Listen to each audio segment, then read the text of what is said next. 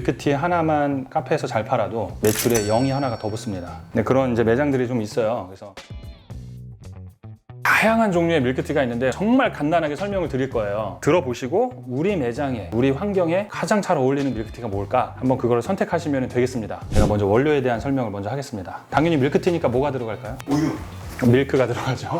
그 다음에 티니까 차가 들어가겠네요. 그렇지. 우유와 차가 들어가는 게 밀크티입니다. 근데 우유 대신에 비슷한 맛을 내는 그런 다양한 또 대체 우유들이 있잖아요. 뭐 두유도 할 수 있고 뭐 다양하게 다 할 수 있겠죠. 그렇게 다 활용이 가능하고요. 근데 차 맛을 내는 게 꼭 입차일 필요는 없어요. 그게 무슨 뜻이죠? 밀크티는 차를 우려서 만드는 게 맞지만 차 맛을 내는 다른 원료들을 사용해도 된다는 겁니다. 자, 한번 볼까요? 제일 많이 쓰이는 게 아쌈 시티시인데요. 이렇게 자세히 보면 조그만 염소똥 같이 생겼죠?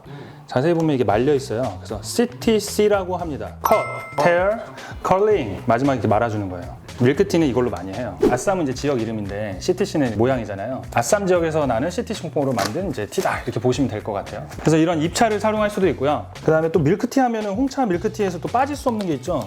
얼그레이. 얘는 사실은 홍차에다가 가양을 한 가양차입니다. 블렌딩 차죠. 그래서 베르가못이라는 오일을 입혀서 밀크티로 상당히 많이 쓰입니다. 가양차니까 향이 좀 진하겠죠. 그래서 이런 오리지널이 있고 이런 식으로 가양차로 할 수 있고. 자, 그러면 당연히 밀크티니까 이런 입차 쓰는 건 알겠다. 근데 또 다른 방법이 있을까요? 있을 것 같아요. 있죠. 어떤 방법이 있냐면 이런 이제 카페에서 주로 쓰는 이제 파우더 종류죠. 여기 보면 홍차 분말 10.1% 이렇게 들어가 있습니다. 이렇게 분말을 써서 파우더 형태로 만들 수가 있습니다. 그럼 여기 들어가는 10.1% 그게 뭐냐 궁금하죠? 분말은 차 분말 하면 우리가 잘 아는 게 녹차 분말. 찻잎을 아주 곱게 간 거예요. 그러면은 얘는 물에 녹을까요? 안 녹을까요? 녹을 것 같아요. 미세 분말이니까 잘 섞이겠죠. 근데 얘는 음료를 만들고 한참 놔두면은 밑에 이렇게 쫙 가라앉습니다. 용해되지 않는 거죠. 그러면은 얘를 찬물을 추출해서 그거를 분말화 시킨 게 있어요. 추출 분말. 걔는 물에 녹을까요? 안 녹을까요? 걔는 녹을 것 같아요. 그죠? 물에 녹겠죠. 보시면 이게 다 녹는 거예요. 보시면 차가 됐죠? 얘는 이렇게 녹아요. 한번 마셔볼게요. 아무래도 차 우려 마시는 것보다는 좀 맛이 떨어지긴 하지만 그래도 차입니다. 얘는 말차잖아요. 얘는 가른 거죠. 이렇게 잘 풀어지는 거죠. 녹는 게 아니라. 그러니까 다시 말하면 얘는 차를 그냥 섭취하는 거야. 얘는 찬물을 마시는 거고 진하게 우린 찬물을 이렇게 물에 타면 이렇게 됩니다. 그래서 원료를 잘 고르셔야 되는데요. 이렇게 잘 타지는 형태. 얘는 맛은 진하죠. 맛이 진한데 단점이 있다면 가라앉는다. 시간이 지나면. 그리고 약간 텁텁할 수 있어요. 녹은 게 아니기 때문에. 얘는 깔끔하다. 근데 약간 향이 본연의 그 맛 그대로라고 좀 얘기하기는 조금 힘들어요. 자, 근데 홍차에도 말차같이 이런 식으로 가란 게 있어요. 그러니까 저희 이제 얼그레이 파우더 같은 경우는 얼그레이 홍차를 아주 말차처럼 갈아서 그대로 넣어버렸습니다. 향이 엄청 진하죠. 이거는 베르가못 향이 들어간다고 그랬잖아요. 이런 식으로 녹는 타입으로 만들 때는 이게 향이 다 날아가 버려요. 그래서 얼그레이 좋아하시는 분들은 그 향 때문에 사실 드시는 것도 있거든요. 이거 향 싫어하는 사람은 아예 안 먹어요. 근데 그렇게 좋아하는 사람들이 이제 많은 거죠. 그러니까 향이 진하게 내줘야 되는 거예요. 그래서 저희는 얼그레이 말차를 사용했다라고 보시면 될 것 같아요. 이 분말을 어떤 거를 쓰냐에 따라서 제품의 특징이 좀 달라집니다. 근데 대부분은 성분표를 보면 그게 나오면 좋겠는데 그렇게까지 표기를 안 해줘요. 알 수가 없어. 말차 타입을 썼다 그러면 뭔가 진한 맛을 좀 이렇게 추구한다고 보시면 될 것 같고, 근데 얼그레이 같은 경우는 아까 얘기했듯이 향이 다 날아간다고 그랬잖아. 그래서 말차 타입으로 쓰는 게 훨씬 더 진한 그대로의 맛을 느낄 수 있는데 시중에 사실 별로 없어요. 저희 회사랑 몇 군데밖에 없더라.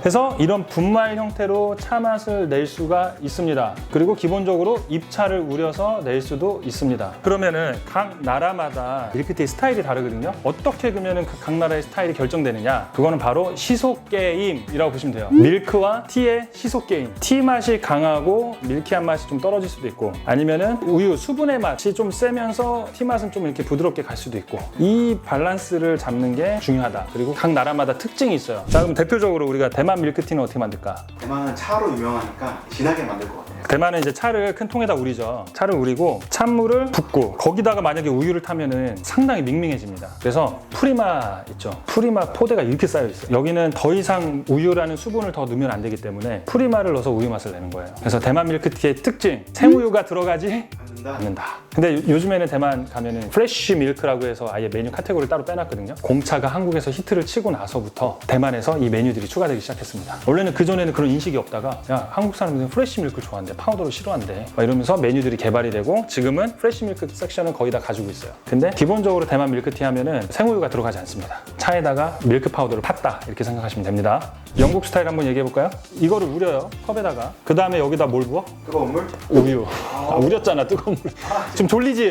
우린 다음에 그냥 우유를 붓는 거야. 그냥 밍밍해요. 영국 밀크티가 밍밍해. 그 다음에 이탈리안 스타일이 있습니다. 이탈리아에선 그렇게 먹지 않지만 이탈리아 스타일이라고 제가 감히 말씀드리는 방법이 있어요. 에스프레소는 엄청 엑기스죠. 진한 엑기스. 커피를 아주 진하게 우린 거야. 여기다가 다른 맛을 넣는 게 쉬운 거예요. 우유도 넣을 수 있는 거고. 만약에 아메리카노에다가 우유 탄다고 생각해봐. 맛이 있을까? 아메리카노에다가 우유를 탈 수 없는 것처럼 에스프레소에다가는 우유 타면 어떨까요? 그게 뭐지? 무슨 메뉴지? 카페라떼? 그렇지. 그런 식으로 이제 해석을 할 수 있는 거죠. 그러면 한번 마무리를 해볼까요? 밀크티, 뭐와 뭐의 시소 게임? 우유와 티의 시소 게임. 그렇죠. 맛의 강도들을 조절하면서 스타일을 좀 만들어가면 된다. 이렇게 보시면 될 것 같고, 이 밀크티에다가 다양한 토핑들 활용하면은 부가가치가 또 올라가겠죠. 요즘에는 커피 전문점 가도 원두 팔잖아요. 그 말은 뭐냐면 자기 원료에 자신이 있는 거야. 차도 왜 못 팝니까? 내가 밀크티 만약에 맛있게 만든다 그러면은 차 원료도 팔 수 있다 없다? 자, 그래, 원료를 오픈한다고 해서 내 거 다 뺏겼네 이런 시대는 이미 끝났습니다. 유튜브 보면은 성공한 매장 가서 그냥 어떻게 하는지 보여주잖아. 사람들은 그거를 보고서 막 나 카피해야지 뭐 그런 사람들 있겠죠. 근데 꼭 그거를 알아야만 잘 되고 이런 건 아닙니다. 원료 까는 거 두려워하지 마십시오. 그냥 원료를 까서 수익을 더 내십시오. 스타벅스 원두 사서 집에서 해 드시는 분들이 스타벅스 안 와요? 스타벅스만 가겠죠. 그러니까 원료 파셔도 됩니다. 다 파십시오. 소분해서 파시고 내 브랜드 붙여서 파시고 다 파십시오.